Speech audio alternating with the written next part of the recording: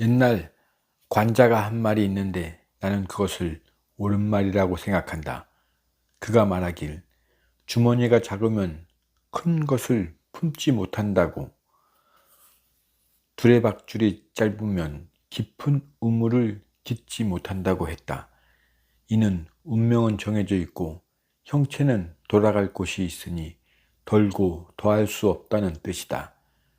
내가 걱정하는 것은 안연히 제나라 군주에게 요순과 황제의 도를 말하고 수인씨와 신농씨의 말을 덧붙인다면 군주는 안으로 자기에게서 구하려 할 것이나 납득하지 못할 것이고, 납득하지 못하면 남을 의심할 것이고, 의심받으면 안연은 죽을 것이다. 또한 너는 듣지 못했느냐? 옛날 바닷새가 노나라 교사에 날아들었다.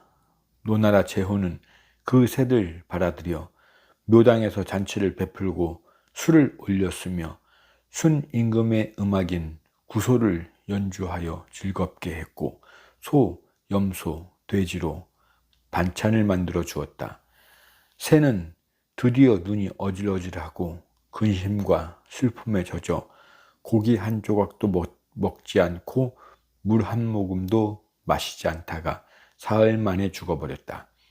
이는 자기를 부양하는 방식으로 새를 부양했기 때문이다. 생명의 진실을 통달한 자는 생명이 할 수 없는 것에 힘쓰지 않는다. 운명을 통달한 자는 지혜가 어쩔 수 없는 것에 힘쓰지 않는다. 활쏘기에서 기와장이 상품으로 걸리면 기술을 다 할 수 있지만 은고리가 상품으로 걸리면 떨리고 황금이 걸리면 혼미해진다. 기술은 동일하지만 아끼는 마음이 있어 외모를 소중히 여기기 때문이다. 무릇 외면이 중시되면 내면은 궁색해지는 것이다. 열흘이 지나자 또 왕이 물었다. 기성자가 답했다. 아직 아닙니다. 질시하고 기운이 왕성합니다. 열흘이 지나자 또다시 왕이 물었다. 기성자가 답했다. 거의 된 것 같습니다. 다른 악이 울어도 아무 변화가 없고 나무로 만든 닭처럼 보입니다. 덕이 온전해졌습니다. 다른 닭들은 감히 덤벼들지 못하고 도리어 도망쳐 버립니다. 공자가 다가가 물었다. 나는 당신을 귀신이라고 생각하는데 이제 보니 사람이군요. 한마디 묻겠는데 수영에도 도가 있겠지요? 수부가 대답했다. 없습니다. 나에게는 도라는 것이 없습니다. 다만 근본에서 시작해서 천성을 기르고 천명을 이룰 뿐입니다. 나는 소용돌이와 더불어 물속에 들어가고 솟구치는 물과 함께 나오며 물의 도에 따를 뿐 결코 나의 도를 강요하지 않습니다. 이것이 나의 수용 방법입니다. 공자가 물었다. 근본에서 시작하여 천성을 기르고 천명을 이룬다는 것은 무슨 뜻입니까? 수부가 말했다. 내가 언덕에서 태어났으면 언덕이 편안합니다. 이것이 본연입니다. 물에서 장성하면 물이 편안합니다. 이것이 성질입니다. 내가 모르는 사이 수영을 잘하게 된 것은 운명입니다. 장자가 산길을 가다가 가지와 잎이 무성한 큰 나무를 보았다.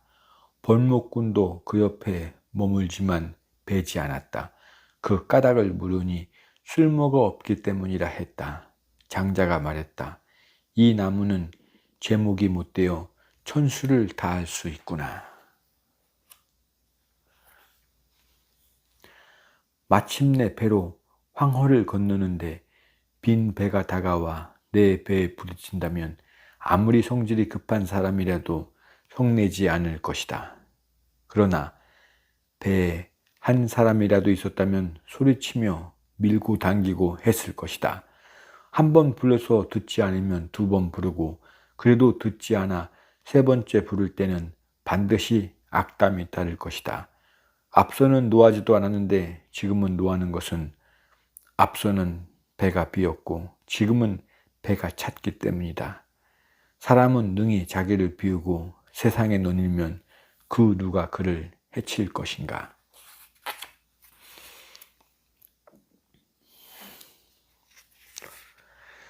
공자가 진나라 채나라 사이에서 포위되어 이래 동안 더운 밥을 먹지 못할 때 대공임이라는 사람이 문안을 찾아왔다. 대공임이 말했다. 그대는 거의 죽을 상이군. 공자가 말했다. 그렇습니다. 대공임이 물었다. 그대는 죽음을 싫어하오? 공자가 말했다. 그렇습니다. 대공임이 말했다. 내 시험 삼아 불사의 도를 말해보겠소. 동해에 한 마리 새가 있는데 이름은 의태라 하오. 그 새는 느리고 낮게 날아가므로 무능해 보이며 새떼에 이끌려서 날고 협조를 받아 깃들며 나아갈 때는 앞서지 않고 물러설 때는 뒤서지 않소. 밥은 감히 먼저 맛보지 않고 반드시 나머지를 먹소. 이런 까닭으로 그는 행렬에서 배척받지 않고 사람으로부터 해를 당하지 않으니 이로써 환난을 면하는 것이요. 고준 나무는 먼저 배우고 단 샘물은 먼저 마르고 그대는 역시 지혜를 꾸며 어리석은 자를 겁주고 몸을 닦아 더러운 자를 밝히려 하는 것 같소. 해와 달빛 같은 명성을 위해 행동하니 죽음을 면하지 못할 것이요. 내가 노자에게서 들은 바로는 스스로 자랑하는 자는 공이 없고 공을 잃은 자는 추락하고 명성을 잃은 자는 이지러진다고 했소. 누가 능히 공과 명성을 버리고 대중에게 되돌려 주겠소. 세상에 도가 흘러도 드러나는 자리에 처하지 않고 덕이 행해져도 이름 있는 자리에 처하지 않으며 순순하고 변함없어 광인과 어울리며 자취를 감추고 권세를 버리며 공명을 유의하지 않소. 이런 까닭으로 남을 책하지 않고 남도 그를 책하지 않소. 이처럼 진이는 이름이 나지 않는데 그대는 어찌 명성을 좋아하오? 공자가 말했다. 훌륭하십니다. 그 후 공자는 교류를 끊고 제자를 버리고 대택으로 도망해서 갓옷과 베옷을 입고 도토리와 밤을 먹고 살아가니 짐승과 어울려도 무리가 어지럽지 않고 새들과 어울려도 행렬이 어지럽지 않았다. 새와 짐승도 그를 미워하지 않거늘 하물며 사람이 미워하겠는가.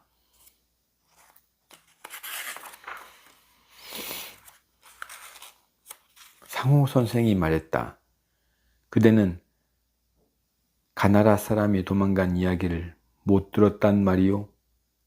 임해라는 자는 나라가 망하자 천금의 구슬을 버리고 갓난아기를 업고 도망쳤는데 구슬은 이로써 결합되는 것이지만 아이는 천륜으로 묶여 있다 했소.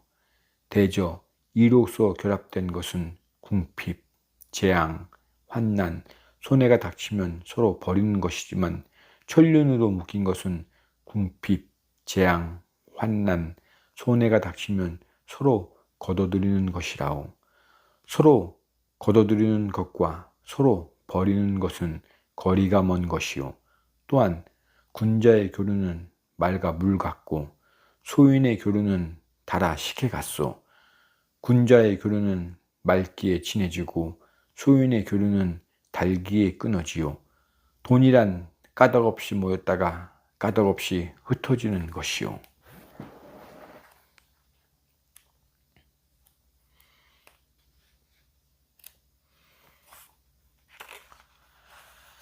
안회의 말.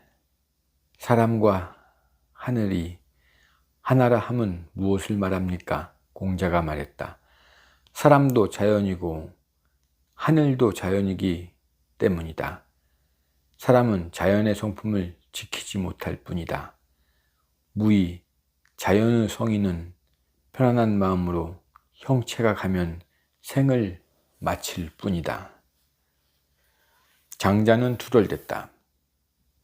이런 새가 다 있나? 날개는 큰데 높이 날지 못하고 눈이 큰데 나를 보지도 못하다니. 바지를 걷고 뛰어가며 화살을 잡았으나 발길을 멈추었다. 마침 매미 한 마리가 좋은 그늘을 얻어 제 몸을 잇고 있었다. 그 곁에 사마귀가 나뭇잎에 숨어 매미를 잡으려고 먹잇감을 노려보느라 제 몸을 잇고 있었다. 그 부엉이는 그 틈을 이용하여 입속을 차리려고 제 본성을 잇고 있었다. 장자는 슬픈 듯이 말했다. 오호, 만물은 본래 서로 먹이 사슬로 얽혀 있어 다른 종류들이 서로 불러들이고 있구나. 장자는 화살을 버리고 되돌아 달렸다. 밤나무 부인이 장자를 쫓아오며 밤을 훔친 줄 알고 욕을 했다. 나는 형체를 지킨다면서 몸을 잊었고 탁한 물을 보느라 맑은 연못을 잊었다. 또 내가 노자로부터 들은 바는 그 풍속에 들어가면 그 풍속을 따른다고 했는데 이제 나는 조릉을 거닐다가 내 몸을 잊었고 그 부엉이는 내 이마를 스치고 밤나무 숲에 논일다가 제 본성을 잊었다. 밤나무 숲 주인은 이로써 나를 모욕했다. 양자가 송나라에 가서 여인숙에 묵었다. 여인숙에는 첩이 둘이 있었는데 하나는 미인이요 하나는 못생겼다. 그런데 주인은 못생긴 첩은 유해주고 미인 첩은 천대했다. 양자가 그 까닭을 물었더니 주인이 말했다. 미인 첩은 스스로 아름답다고 생각하므로 나는 그가 아름다운 것을 느끼지 못하오. 못생긴 첩은 스스로 못생긴 줄 알고 있으므로 나는 그가 못생긴 것을 느끼지 못하오. 양자가 말했다. 제자들아, 기억해 두어라. 행실이 어질지라도 스스로 어진 행실이라는 생각을 버려라. 그러면 어디를 간들 사랑받지 않겠느냐.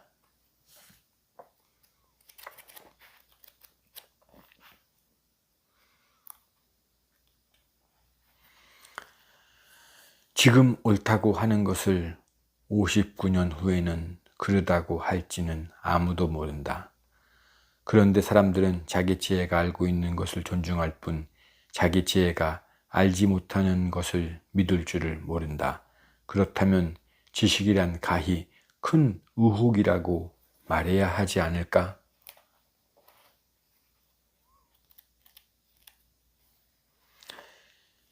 인간 사회도 너무 걱정하는 것은 양쪽 모두 함정이라. 도망갈 곳이 없고 불안하여 안민 입정할 수 없다. 마음이 천지 사이에 매달린 것처럼 어둡고 막히면 이해가 서로 갈리며 심한 불이 일어나 사람들의 화목을 태워버린다. 달빛은 본래 불빛을 이기지 못한다. 이기는 것만 쫓으면 자연의 도는 무너진다. 장자는 집이 가난했다. 어느 날 장자가 감하후에게 양식을 빌리려고 갔다. 감하후가 말했다. 좋소. 내 연말에 세금을 거두면 300금을 빌려주겠소. 이제 됐습니까? 장자는 얼굴이 벌개지며 말했다. 내가 여기에 오는데 나를 부르는 자가 있었소. 내가 뒤돌아보니 수레바퀴 웅덩이에 붕어가 있었소. 나는 물었소. 붕어야, 그대는 무엇을 하고 있느냐? 붕어가 말했소. 나는 동해의 파도를 담당하는 신하라오. 그대는 물 한 바가지를 끼얹어 나를 살려주지 않겠소? 그래서 내가 답했소. 좋소. 내가 곧 오나라와 월나라의 왕에게 유세하러 가는데 그때 양장의 물을 서쪽으로 흐르게 하여 그대를 맞이하겠소. 이제 됐습니까? 그러자 붕어는 얼굴이 벌개지며 나에게 말했다. 나는 나의 상도를 잃고 의지할 곳 없는 저지라요. 나는 한두 바가지 물만 있으면 살 수 있어. 그대가 이런 말 하느니 차라리 일찌감치 건어물 가게에서 날 찾는 것이 나을 것이오.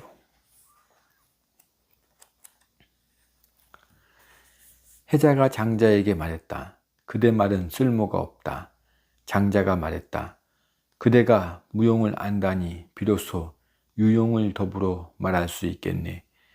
대저 지구는 넓고 크다고 하지 않을 수 없지만 사람이 사용하는 것은 발자국을 용납할 정도뿐이네.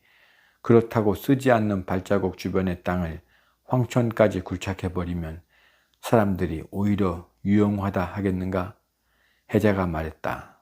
무용하다고 하겠지. 장자가 말했다. 그런즉 무용한 것도 유용한 것이 분명하다니.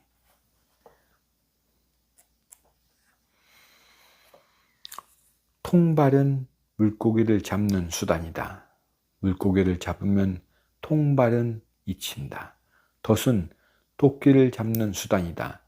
토끼를 잡으면 덫은 잊힌다. 말은 뜻을 전하기 위한 수단이다. 뜻을 전하면 언어는 잃어버린다. 나는 어찌하면 이처럼 말을 잊어버린 사람을 만나 그와 더불어 말을 나눌 수 있을까?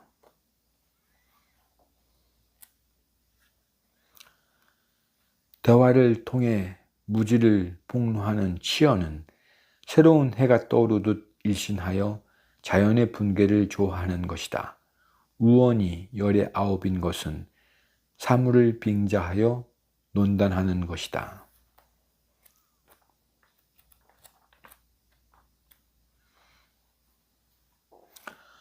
공자는 정색하며 얼굴빛을 바꾸고 말했다.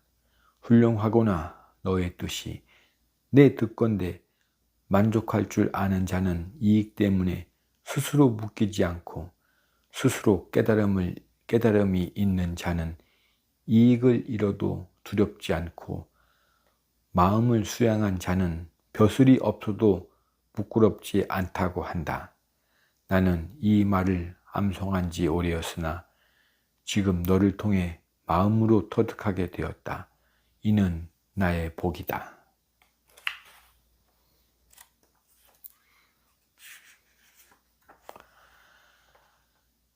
나는 하늘이 높은 줄도 땅이 낮은 줄도 몰랐다. 옛 득도자는 궁할 때도 즐겁고 형통해도 즐거우며 즐거움이란 궁함도 형통도 상관이 없다. 도는 이것을 얻는 것이니 곤궁과 형통을 한서 포구의 질서로 생각한다.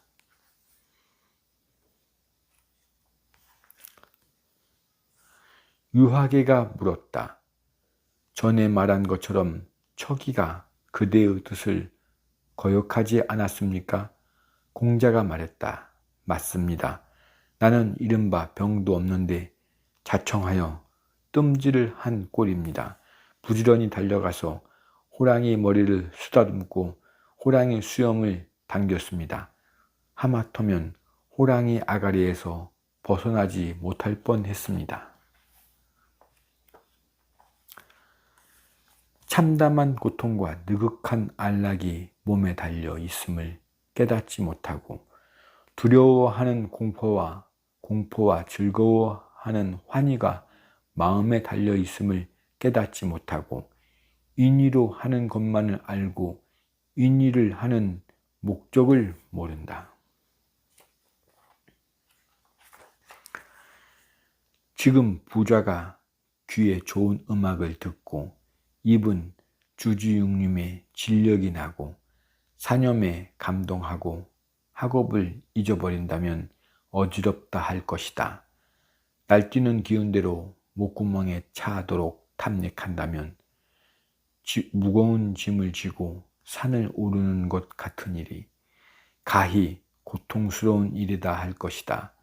재물을 탐하여 우울증을 얻고 권력을 탐하여 갈증을 얻으며 거처가 편안하니 색을 탐닉하고 몸이 윤택할수록 속은 텅 빈 집이 된다면 가히 괴로운 일이라 할 것이다.